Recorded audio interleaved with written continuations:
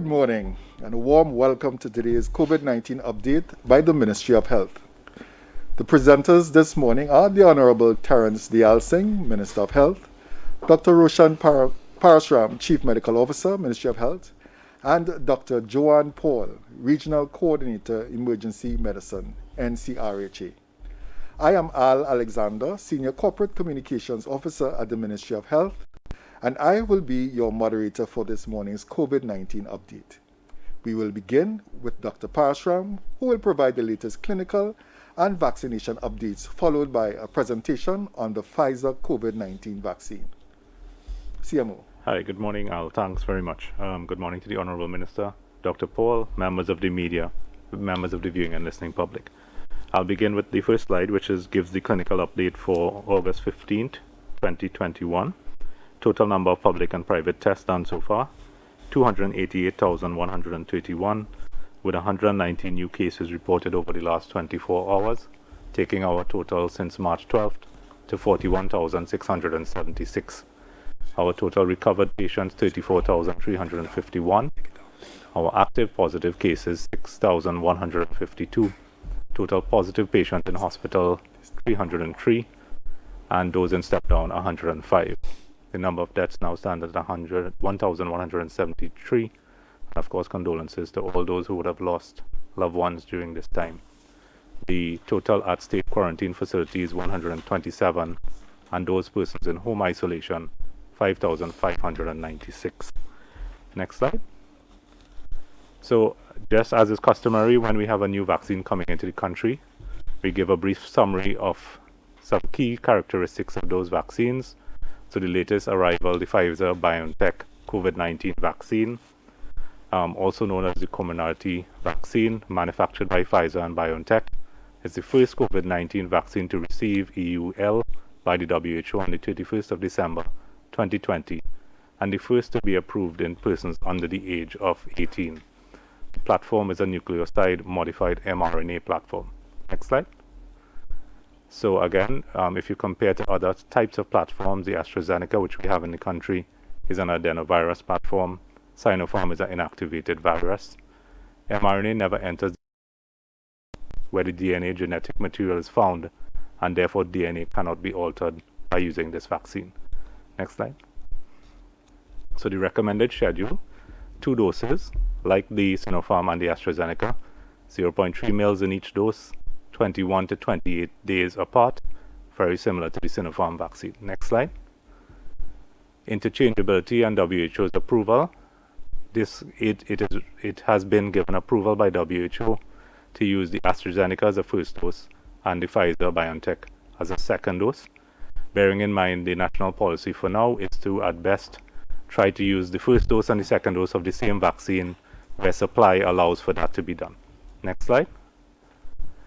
Vaccination, of course.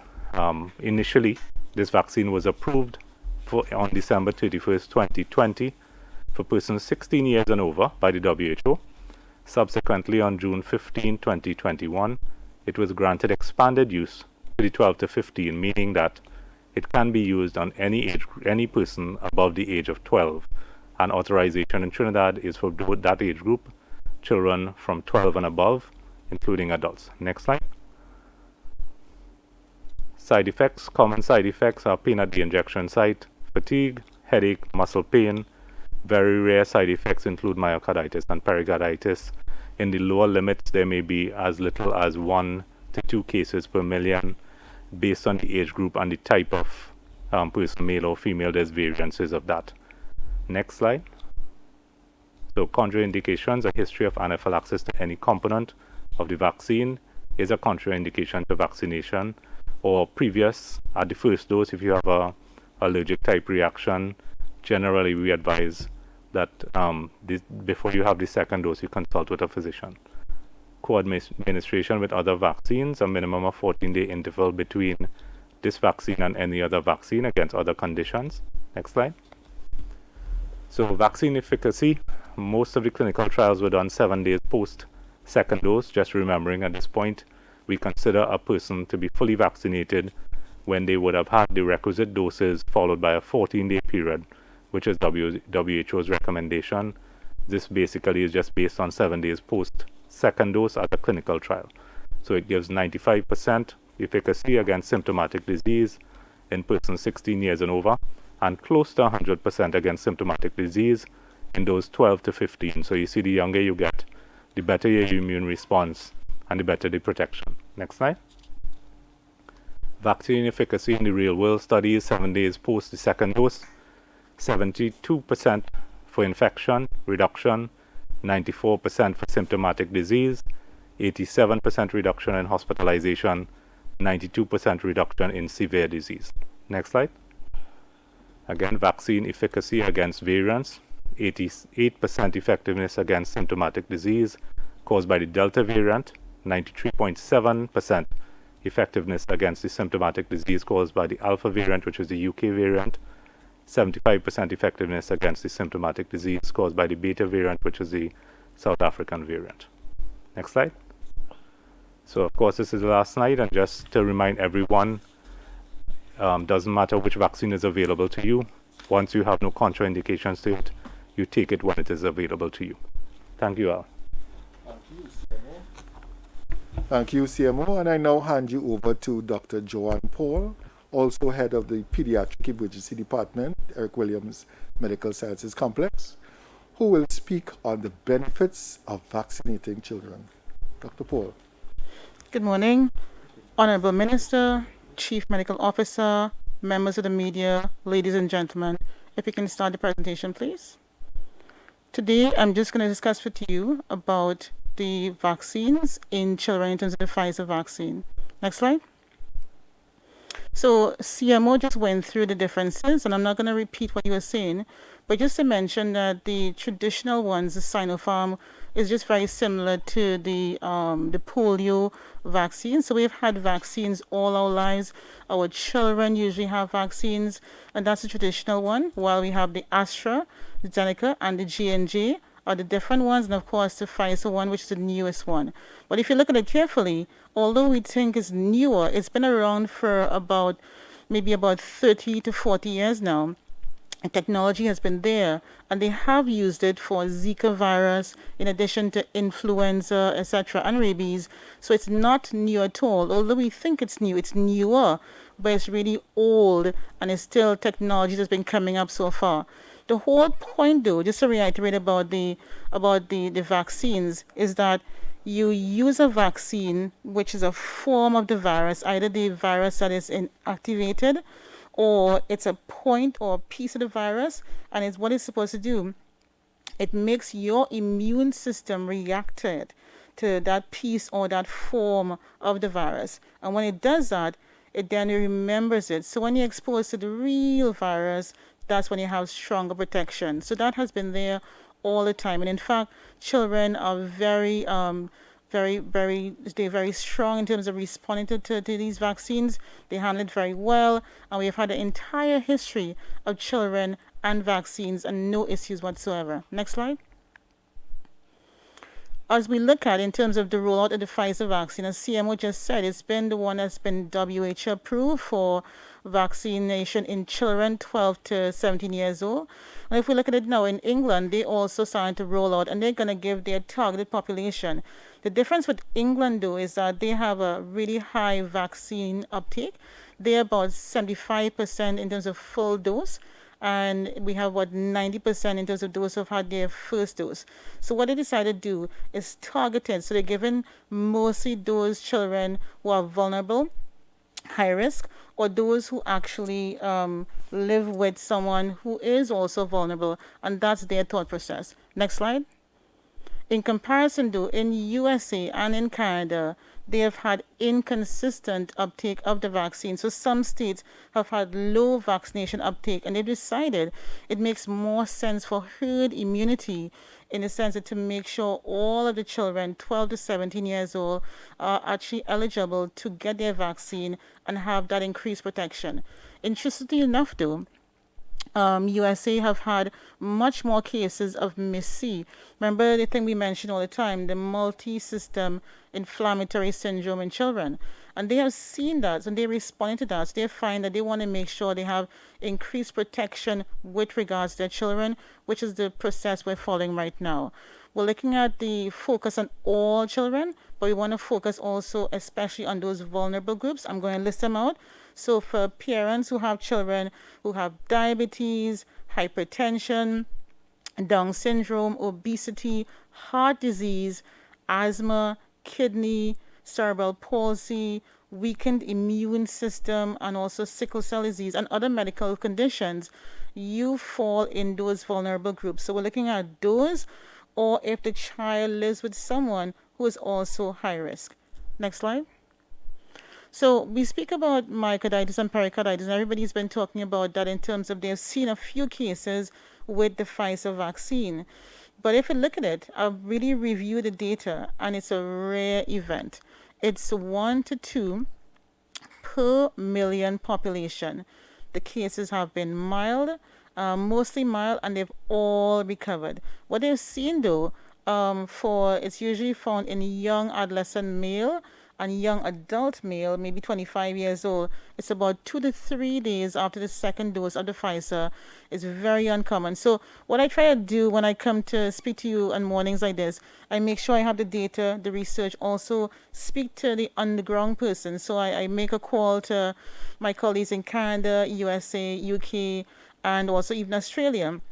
And I spoke to one of the professors in US right now, Professor Marian Gouch Hill, and she mentioned that on the ground they have been handling with the Pfizer, and they've had almost no cases of myocarditis. And the ones they have had they're very mild. They have been more concerned about MIS-C and also about COVID infection in children.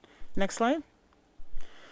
Now we have to just from a perspective point of view, although we're looking at the complications, we have to understand, as I mentioned in the beginning, that the vaccine is meant to be a milder or a piece of the virus. So it makes sense that some of the complications, milder, rare complications, will be stuff that the COVID infection actually already does. So in fact, COVID causes myocarditis, causes clots. Long COVID has myocarditis in it and also has effects on your lungs especially. Then we have the MIS-C itself, that also causes inflamed blood vessels and also myocarditis, and it has a whole multi-system approach in terms of kidneys, etc. It causes brain to be inflamed. So what I'm saying is that it's not surprising, but look at the ratios. MIS-C and long COVID and Delta, lots more effects. And in terms of the complications of the vaccine, very mild, very rare, but it makes sense since it's a milder version of the virus itself. Next slide.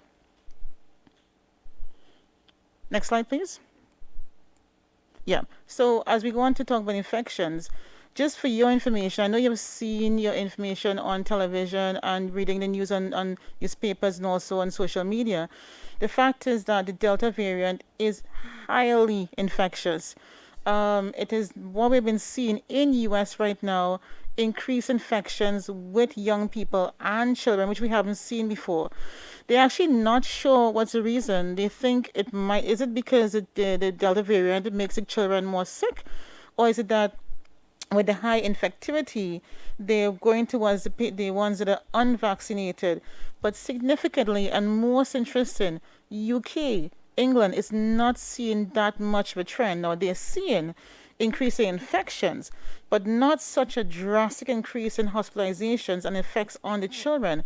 So we have less infection, less hospitalizations, and less MIS-C in England, where you have a higher vaccination uptake. So the key here, even though the variants are spreading all over, the key here, I think the game changer is herd immunity with the vaccinations. The more we have, the more we protect our children and our elderly and our young adults.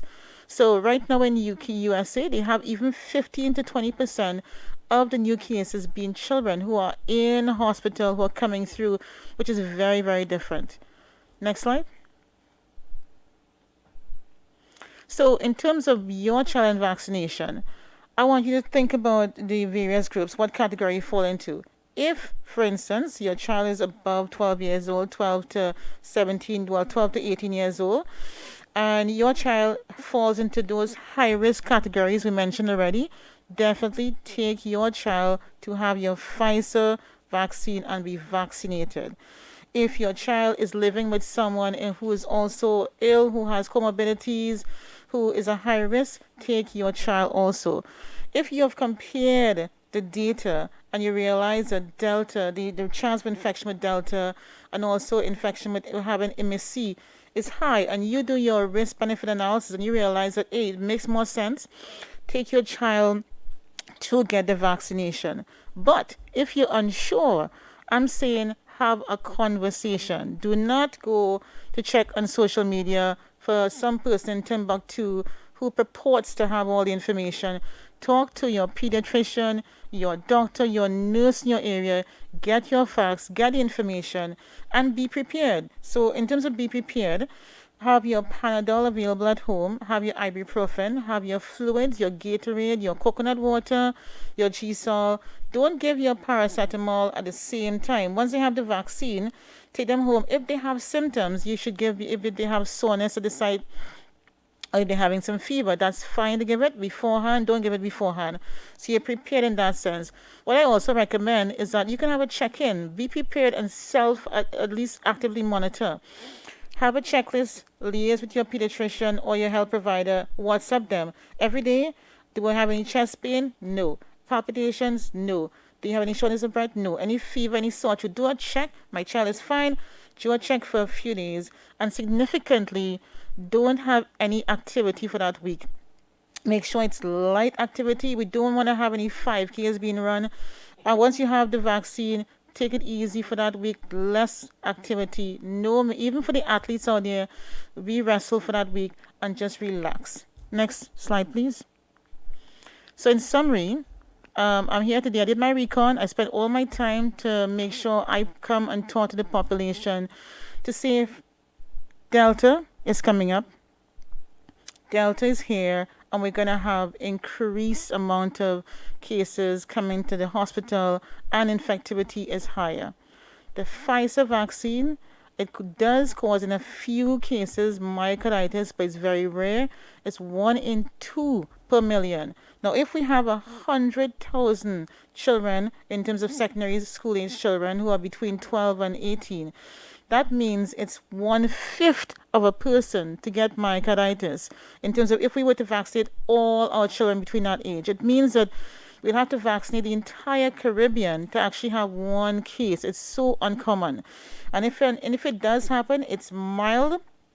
It's also all recovered. So I'm not concerned at all. I'm more concerned about the herd immunity aspect. So I want to reiterate the trifecta or the triple. It's 3 things to do. 1, the public health measures. Remember to wash your hands, wear your mask, watch your distance. Number 2, vaccinate. That's actually cornerstone in terms of seeing what UK has been doing. Vaccinate to have that herd immunity so we protect all of us. And thirdly, don't forget about your internal immune system. It doesn't make sense to eat crap food, don't exercise, and your immune system is not strong.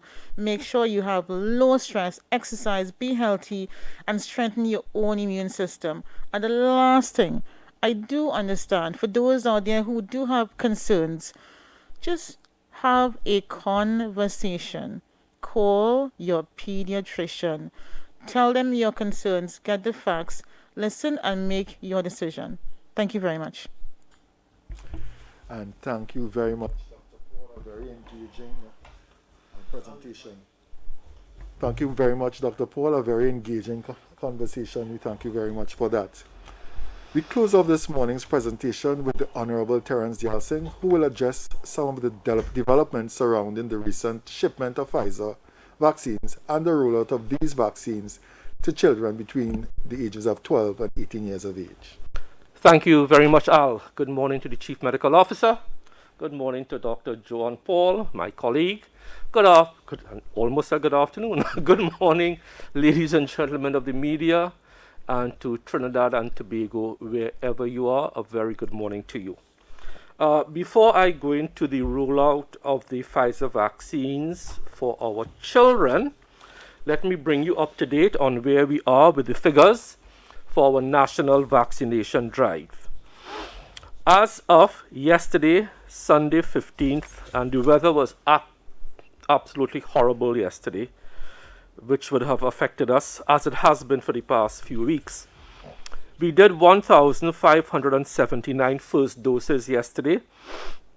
So our total first dose count is 454,085 doses, which represents roughly 32% of the general population of 1.4 million. Second doses, yesterday we did 13,819, so it was a good day for second doses. That brings our second dose count up to 320,425. That is 23% of the population. So I really want to thank and congratulate all 320,000 persons who are now fully vaccinated. You are our heroes because you now stand less than a 1% chance of contracting severe COVID, of dying from COVID, and being in an ICU due to COVID. Because what vaccination does, it gives you 99% protection against either being a mortality statistic, developing severe disease to go into a hospital, and needing ICU care. I just want to put our vaccination numbers in some sort of context to reinforce what both CMO and Dr. Paul have been talking about, and all of us, about the safety of vaccines, risk versus benefit. In the 30-day period from the 15th of July to yesterday, which is basically a month, maybe about 31, 32 days, we administered 222,882 first shots. Bear that number in mind. Second dose shots from the 15th of July to yesterday, the 15th of August, we administered 173,753 shots. It means over that period of roughly a month, we administered 396,635 shots. Why is that number important? It is important for the following reasons. In the same period, there were 211 deaths. 211 deaths, but in 396,635 shots, I just asked the CMO, we have had no reported adverse events, adverse effects. Yes, some would have gotten side effects like fever, soreness, tiredness. But let's weigh it up. 396,635 first and second doses administered in 1 month, no adverse events, no one who is fully vaccinated has died from COVID, but we have had 211 who unfortunately have succumbed to the disease. So ladies and gentlemen of the media and all of Trinidad and Tobago, the numbers speak for themselves when it comes to weighing risk versus benefits. And the risk is so low and the benefits are so high, we encourage you, please, to get vaccinated. I now want to turn to what Al has spoken about. How are we rolling out, together with the Ministry of Education, our vaccination drive for the Pfizer vaccines? So just as a background, Dr. Paul would have told you about the safety profile of the Pfizer vaccines. We have enough of them to vaccinate our entire population of 12 to 18-year-old persons. So the first point to make is this. We are vaccinating every person, or we want to vaccinate every person between the ages of 12 to 18, regardless of your school status. What does that mean? If you are 12 to 18 and in school, it's open to you. If you are 12 to 18, you are not in school, it is open to you. If you are 12 to 18, you're a child of a migrant, whether you're a Venezuelan migrant, whatever, it is open to you. It is open to everybody in Trinidad and Tobago, regardless of your citizenship status, your residency status, whether you're a migrant or anything, it is open, open, open. As we roll it out, of course, we must have parental consent, which is much different to when I was young and going to Caroni Presbyterian School and Cura Presbyterian School. In those days, the district health visitor used to come to the school, inject you, vaccinate you, give you a card, and you go home and tell your parents, "Ma, I get vaccinated today." But times have changed. That is how it used to be done long ago. So vaccinations for children, even at the primary school level, is nothing new. But we must have consent. The child must bring in, or the parent of the child must bring in their birth certificate and so on. We are asking that when we open this from Wednesday, and I'll go into details very soon, there is no appointment system. You come into the sites, which I will identify in a very short while. But to manage crowds, we are asking that one parent per child or per household, if you have 2 or more children in that age group, one parent come in with the minor. That will help us manage crowds and help us maintain social distancing. So please, parents, guardians, please work with us. One parent or one guardian per child or per children under your remit. I will now ask for the slide to go up where we can see the centers that we are going to use. We are going to be using 13 centers throughout Trinidad. Tobago, of course, will have their own particular setup. In the north, we have 3 centers. So 5 and 3, 8, 14 centers in all. 3 centers in the north. The heliport in Chagaramas is a drive-through. So you just drive through, you get your vaccine, and you drive out.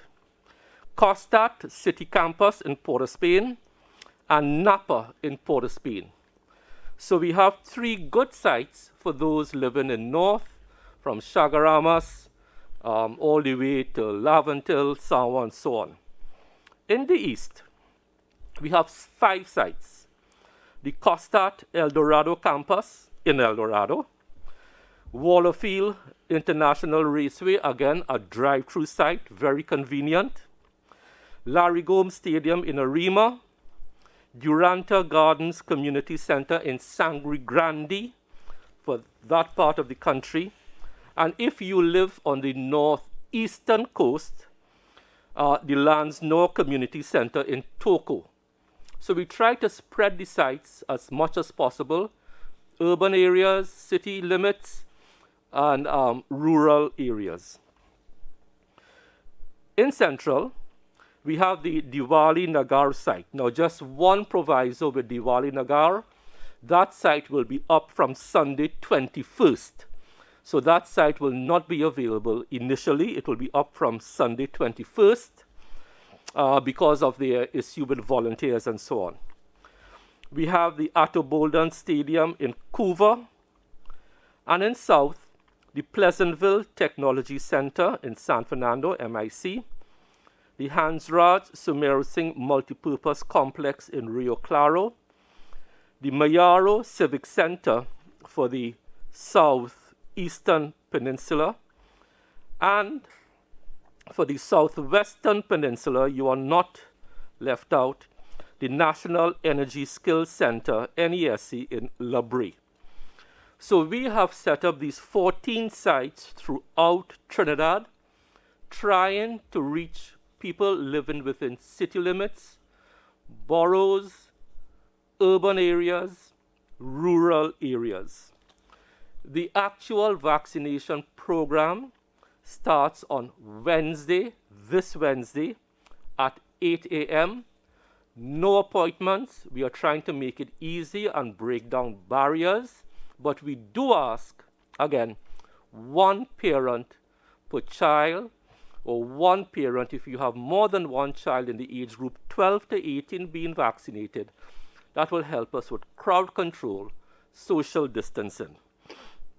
So that, in a nutshell, is what the Ministry of Education and the Ministry of Health have come up with to vaccinate this age cohort between 12 and 18 starting from Wednesday. So take advantage of it, because as Dr. Joanne Paul would have told you, the Delta variant, if and when it becomes a community issue, the children of this country are the ones who are going to bear the brunt of it. We, all of us at Health and the RHAs, will not like it if 5 weeks from now, 6, 7, 8, 9, 2 months from now, we hear about a child in this 12 to 18 cohort who was passed from COVID. Why? Because we have a solution. No child 12 to 18 in 5 weeks from now, because you administer your first dose, 3 weeks for your second dose, and then 2 weeks to be fully vaccinated. So in 5-week rolling intervals, we should not be hearing about any child, any of those precious children. And if as a parent we love our children, the same way we vaccinated them at one, how young do we start them off? A month? About 2 months or so for the youngest, 2 to 3 months, yeah. So if every parent already had their children vaccinated at 2 months, because I'm hearing all sorts of things about these children are too young to be vaccinated, but we have been doing this for decades. Every single child in this country was started off their vaccination program at 2 to 3 months. Now we are trying to protect tomorrow's leaders, the future of this country, from this virus called COVID-19 and the Delta variant. Let us, as a country, protect this cohort of children. Parents, if you love your children, the same way you vaccinated them at 3 months from measles, mumps, rubella, polio, yellow fever, whooping cough, and tetanus, is the same thing we are asking you to do now. Very little has changed. So I just want to make a plea to parents: get your loved ones, your children, between the ages of 12 to 18 vaccinated. Thank you very much, Al. And thank you very much, Minister. Ladies and gentlemen, the next portion of today's media conference will be devoted to question and answer from the media. I would like to ask our media representatives to begin by stating your name and the name of the media house that you represent before you put forward your questions to our panelists. Because time is always limited, we ask for no more than 2 questions per media house in the first instance. And of course, if we can, we will allow an additional question from media representatives. We begin with questions from AZP News. Good morning, Priya. Priya, we're not hearing you. Could you unmute? I'm on mute. Right, we're hearing you. Good morning. You hear me now? Yes. Yeah. Good morning, Priya B. Harry, azpnews.com. My 2 questions should be for the CMO. I want to find out about the contact tracing that has been done for the 3 cases of the Delta variant. Are the people who were on the plane with them, all the passengers and the crew members, would they also have to be in quarantine? And my second question has to do with the testing, the genome sequencing testing for the Delta variant. How is that chosen? Is it that people who come from high-risk countries and who are positive but are unvaccinated? Thank you very much. Okay, sure. Okay, thanks, Brian. So begin with how we test, right? So basically, as we said before, we test for not only Delta, for any sort of variant of concern based on anyone who is positive from a repatriation flight coming into the country recently, or anyone who presents with sort of unusual symptoms. For example, the age groups are lower than we expect. We would send those for testing to the University of the West Indies lab. Of course, with other unusual clinical presentations, possibly deaths in lower age groups where we find that there are no comorbidities, for example. So any unusual presentations, all repatriations, all persons coming into the country. At least at this point in time, we do some random sampling if we see unusual clusters occurring as well. With regards to the 3 cases, so as we said before in the press releases, all 3 cases were persons who would not have been fully vaccinated in coming into the country, so they would have been put in the stream of unvaccinated individuals. Therefore, they would have had to go into a quarantine scenario, have your negative PCR 72 hours before you fly, and then you go into a quarantine hotel for 14 days. When we did our 7-day swab on those people, we would have gotten a positive, and those would have been sent, based on the protocol, to be sequenced at the University of the West Indies. Any positive person from the repatriation flights who are in a quarantine hotel or even outside would be treated as if positive or suspect for a variant of concern until otherwise proven by the University of the West Indies. As I have said as well, there's a different discharge criteria, so we have a double negative, which we used in the past. We're making sure those people have 2 negatives before they're allowed home to decrease the risk of transmission of that particular variant. As it relates to the question on travel, so the CMOH for the Sir George East, who has oversight for the airport, has some discretion as to who is tracked based on their exposure. So generally speaking, as we have the 72-hour PCR in place, the risk of spread on an aircraft, together with the public health measures, meaning everyone has to wear a mask for the duration of their transit at least, that the risk of transmission of the disease at that point in time is mitigated to a great extent. However, the CMOH will do some reverse tracking and contact tracing of those individuals if he deems that that is necessary based on the risk, and has that level of discretion. Generally speaking, as a rule of thumb, the risk is extremely low. And of course, it is based on your vaccination status as well. I hope that answers the question. Thank you very much, CMO. We quickly go to CNC3 for your 2 questions. Good morning. Hi, morning everyone. Rashad Khan here from CNC3 News. So both my questions this morning are for Minister Dialsingh and the Chief Medical Officer. So my first question is, seeing that we looking on to the United States when we're looking at the evidence for how the Pfizer vaccine has worked in children, is it a position where we would be considering doing just like the United States upon the CDC's recommendation to vaccinate pregnant women as well with these doses? And now my second question, there's just a follow-up to what Prior would have been pursuing there. Considering what we know about the Delta variant and its propensity to be transmitted even within fully vaccinated individuals, has any sort of discussions come up pertaining to our entry protocols to probably adding an additional layer of security to persons who enter into the country who are fully vaccinated? Or if it has come up, could you tell us why it wasn't implemented if it was? So thank you. Thank you, Richard. I will take the first question about us following the United States. I think Dr. Paul was crystal clear that she reached out to both the United States and the UK and other practitioners in other countries, Richard. So let's make that absolutely clear. We don't rely on evidence from one country alone. She was very, very explicit that she reached out to United States, UK, and other practitioners in other countries, as we do also. I want to thank you for the question on pregnant women.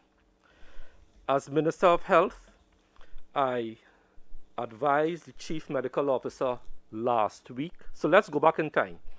About 2 months ago, a meeting was convened with CARPHA, PAHO, all 5 RHAs, OBGYNs, and the private sector OBGYNs to talk about the whole issue of pregnancy, lactating women, and vaccinations. Coming out of that, and looking at the international evidence, including WHO, we took a decision that, in keeping with best practice, that the Sinopharm vaccine could be administered to breastfeeding mothers. Last week, I actioned the same process.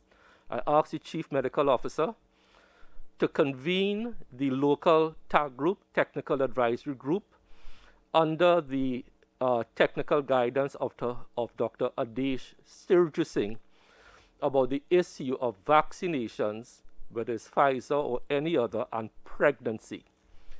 The TAG group made a recommendation, which I read this morning. We are having a roundtable discussion tomorrow with the stakeholders. Who are the stakeholders? PAHO, CARPHA, OBGYNs in the public sector and OBGYNs in the private sector. That is taking place tomorrow morning. And out of that will come a consensus position on the use of the Pfizer vaccine in pregnant women. So that is what we have done at the ministry, dotting all our I's, crossing all our T's. And hopefully by Wednesday, whoever is at the press conference on Wednesday, if there is consensus on Tuesday, a particular position can be put forward to the country and its pregnant population. Thank you very much, Rashad. All right. Yeah, I think he had a second question relating to the layers of security on the quarantine, persons coming into quarantine. So generally speaking, it's a rather rigid quarantine process for someone who is unvaccinated or deemed not fully vaccinated. 14 days in a state supervised quarantine facility. We do a test on day 7. Those vaccinated individuals who would have had a negative PCR before, what we found when we were observing the trends for the last 6 months or so, since the introduction of the negative PCR, we have gone down to a pickup rate of 0.83%. This is before the opening of the borders. So of people coming into the borders, it was approximately 4,000 people at the time. We had a pickup rate, meaning a positive at day 7 of 0.83%. Unvaccinated and vaccinated, the majority of those, if not all of those, would have been people who were unvaccinated. So based on the evidence that we had before us and the new studies that have shown that certain vaccines offer protection from infection, and they have decreased the likelihood of spread, even if you are infected, we made the policies based on that. Of course, there's a possibly 1 in 1,000 chance of someone coming in who is vaccinated can be, of course, infected and spread. So there's no quarantine process in the world that will give you 100% protection by just having a quarantine process in place. But you have to look at the resources that you put out. You have to look at the movement of people.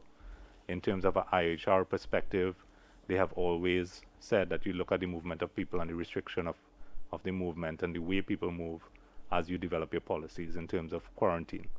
So having said all of that, I think there's another proxy indicator that we have to look at.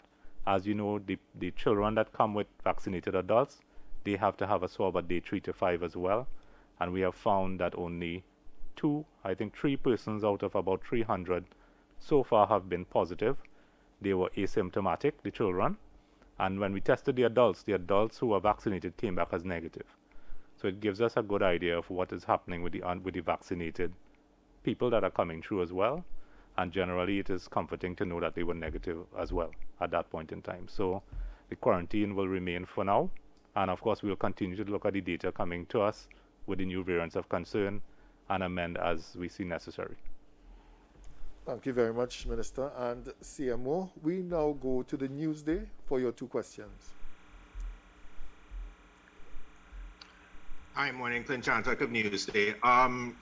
My 2 questions again will be for the Minister and for the CMO, and it's actually part of my first question is a bit of a different dimension to an earlier question. So I wanted to ask, well, based on the number, we already have 3 known cases of the Delta variant. So is the screening process apart from the quarantine, is the screening process, is that robust enough to make sure that we don't miss anybody and these people slip past us and they get into the community and we could possibly see cluster or community spread? So my first question is that screening robust? Is the current screening for people entering the country for COVID or any variants, is that in any way or in any kind of way? And secondly, given the types of challenges that the parallel health system has been facing, what is it? How is that system able to deal with any potential situation of cluster or community spread of the Delta variant? You could go first. Okay, so I will take the second question first about the hospital system. You know, the ability of the parallel healthcare system to cope with any cluster. If you had asked me this question 3 months ago, I would have said, the government has all the responsibility to do this, to add beds, to manufacture nurses, to snap your fingers and create 1,000 more doctors, to snap your fingers and find 500 more nurses. That would have been my response 3 months ago. But 3 months later, in answering that question squarely, the responsibility is now where? Not solely with the government, but with the population to be vaccinated. The best way to protect the entire healthcare system, not only the parallel, because in other countries, they are now sending pregnant women home and turning away cardiac patients, and turning away orthopedic patients, and turning away people who need this and that, to convert their traditional hospitals to COVID hospitals. That is our fate in Trinidad and Tobago. If the population, who now has armor and ammunition at its disposal, and what is that? A WHO-approved vaccine. So as I said, 3 months ago, I would have said the Minister of Health had to snap his fingers and find 500 more doctors. Snap his fingers and find for every doctor, you probably need about 3 nurses. Find about 1,500 nurses. Build 1,000 new hospital beds. That would have been the government's response. But now, with this life-saving vaccine, which could help us return to some degree of normalcy, as the Guardian editorial said last week, Friday, the baton has now been passed to the public to do what? Get vaccinated. So that is my answer, Clint. We can only provide so much bed spaces. There are no more doctors. There are no more nurses. We will try to accommodate as many people who are unvaccinated as possible. But if the Delta becomes entrenched in Trinidad and Tobago, like other countries, in first world countries, and in the Caribbean, there may come a time where you may not get that hospital bed because it will simply run out. Why? Because the uninitiated who believes in social media succumbs not to the virus, but to that misinformation and disinformation on social media. We are asking persons to protect this country, to protect the healthcare system. Simple. Get vaccinated. Thank you, Clint. Hi, yeah, I think the question was answered when Richard asked it before, so I don't want to go over the entire answer. But just to say, the only way you could have 100% safety net of a virus not coming into any country in the world is to have no movement of people from one place to the next. So if there's no one coming into Trinidad and Tobago, no one leaving, that is the only way you could have a system that will guarantee you 100% of the time that there's no movement of the virus.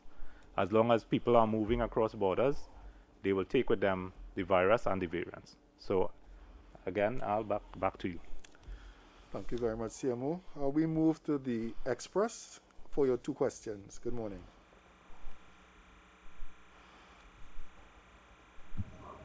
Good morning, everyone. Leah Suarez from the Trinidad Express newspapers. Good morning. My two questions are for Dr. Parasram.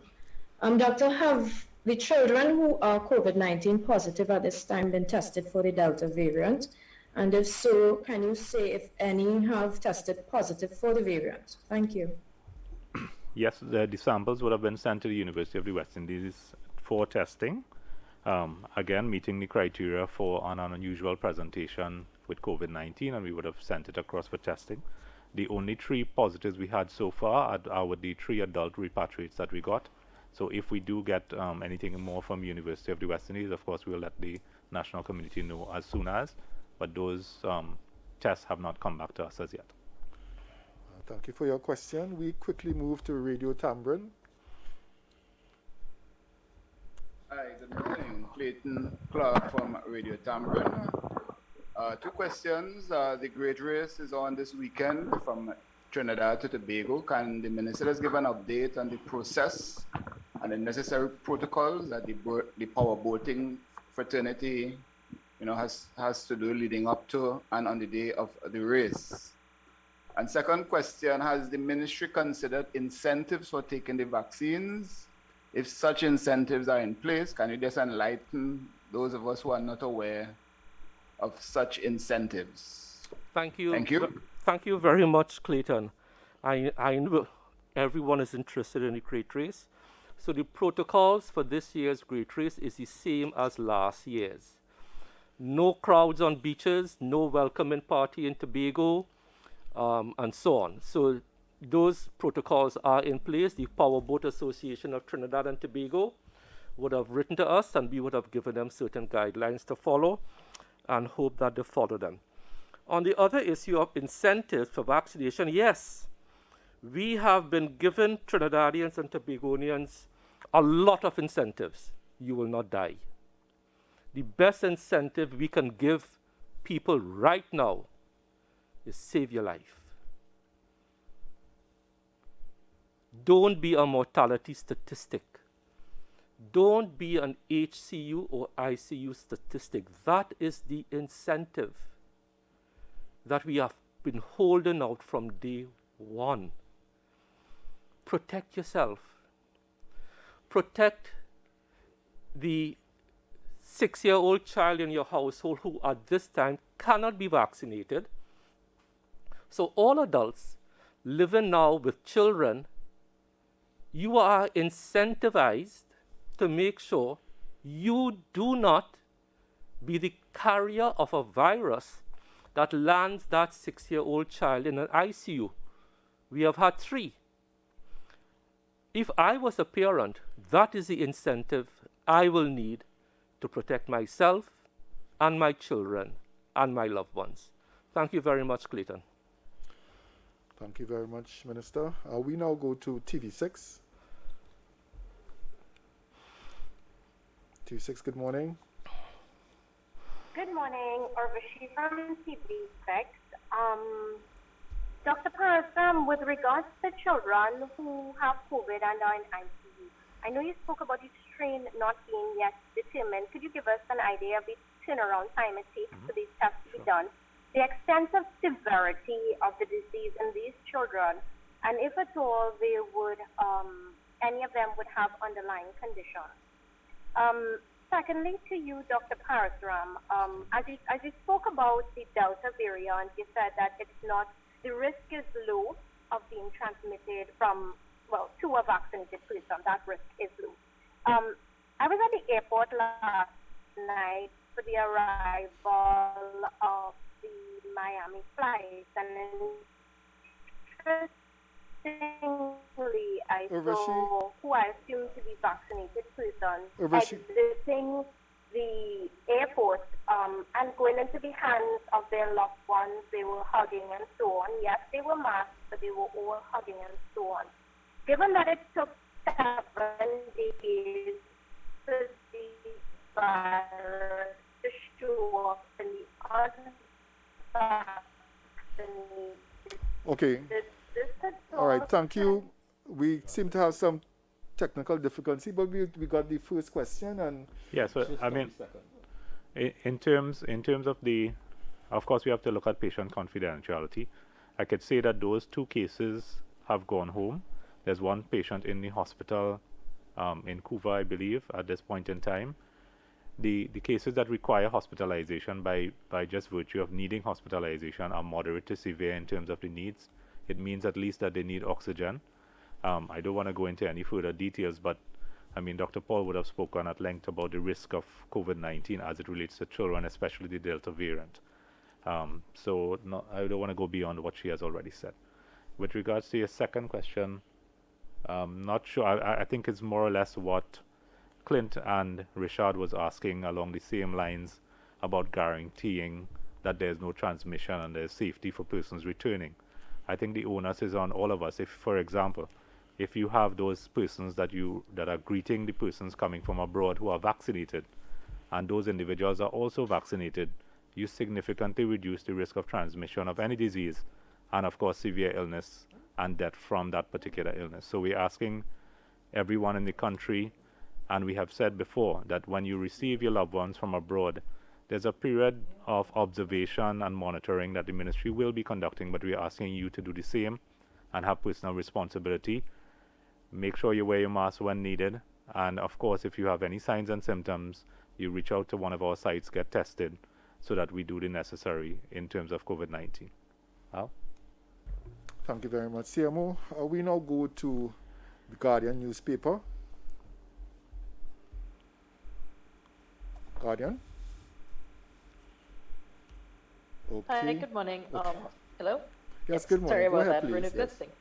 Renuka Singh at the Trinidad Guardian. Minister Dialsing, I often ask you this, but it's just to get your feedback on it once more. Based on your trajectory of the numbers of vaccinated persons, are we on target? Are you still concerned that we're falling short, or have we gotten better based on your last figures? And secondly, Dr. Parashram, over the weekend, and I know I would like to revisit the issue of the sick children, the children who have COVID. Is it that the reportage is now changing where we're being told about younger children, or is it that we are now seeing children being impacted with the virus? Thank you. Okay, thank you, Renuka. So my original target, if you'd remember, was to have 600,000 persons fully vaccinated by the end of September. So we have a month and a half again to go.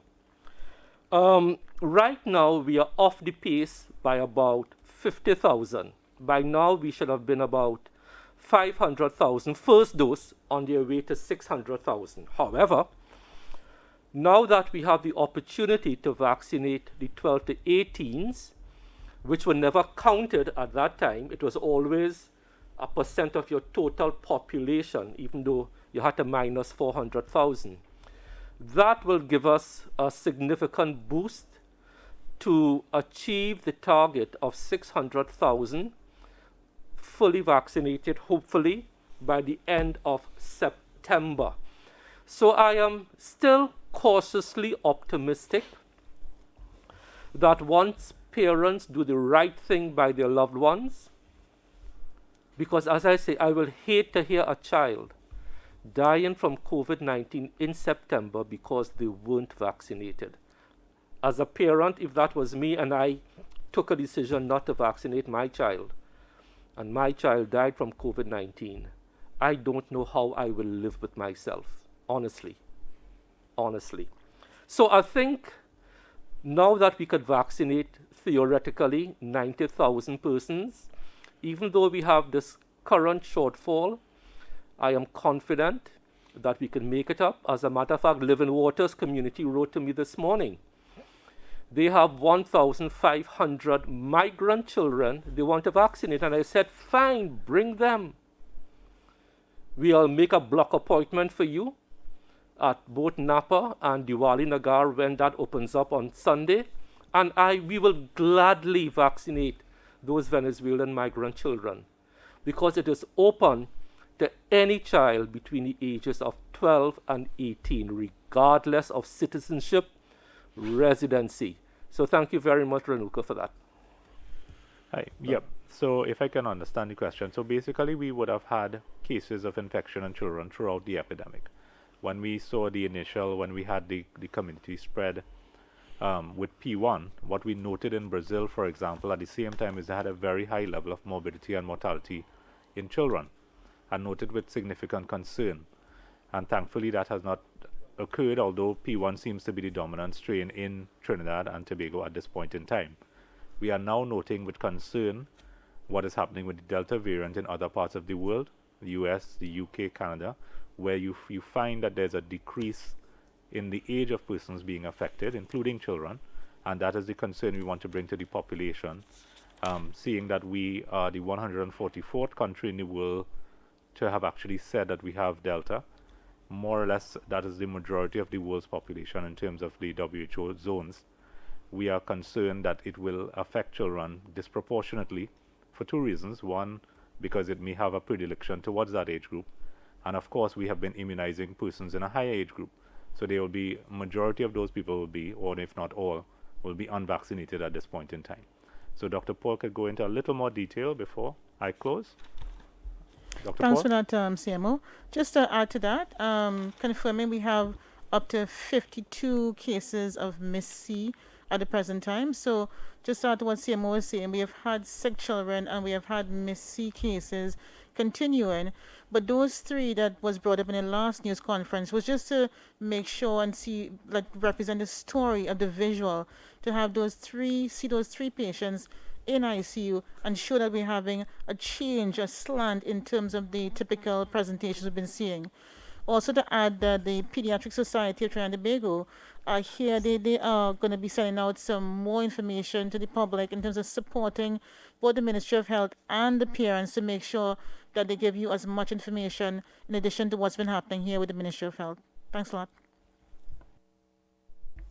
Thank you very much. I see a follow-up question from Guardian Media. Guardian Media, good morning. CNC3.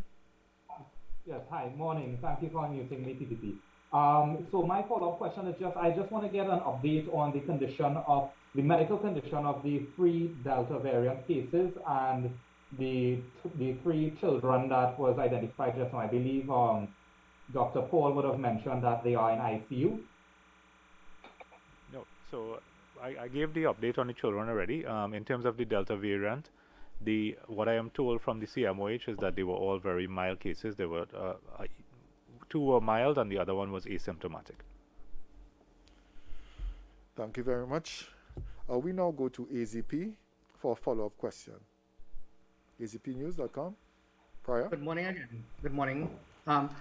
Minister, there are children in school who are 19 and 20 years. Would they be able to get the Pfizer? Thank you. Thank you. So anybody over 18 is considered an adult, and anybody over 18, whether you are 19, 20, 21, 22, can access either the Sinopharm or the AstraZeneca. Okay? Thank you very much, Prior. Did we go to CL Communications? Did we answer that? Natalie? Thank you, TTT, for unmuting me. Good day to everybody. I have just some small questions. Can you give an update on the long stay homes and the uptake of vaccines by the residents in those long stay homes? Secondly, uptake of vaccine by nurses is still relatively low. What is being done to boost or sensitize the nurses about the positives of the COVID-19 vaccine? And given that retail sector and other sectors of the economy is set to open, I was just wondering, has extra protocols or alerts been put at the hospitals just for to expect maybe a higher volume of people coming to the hospitals to get themselves checked, or if they have suspected symptoms? Thank you very much.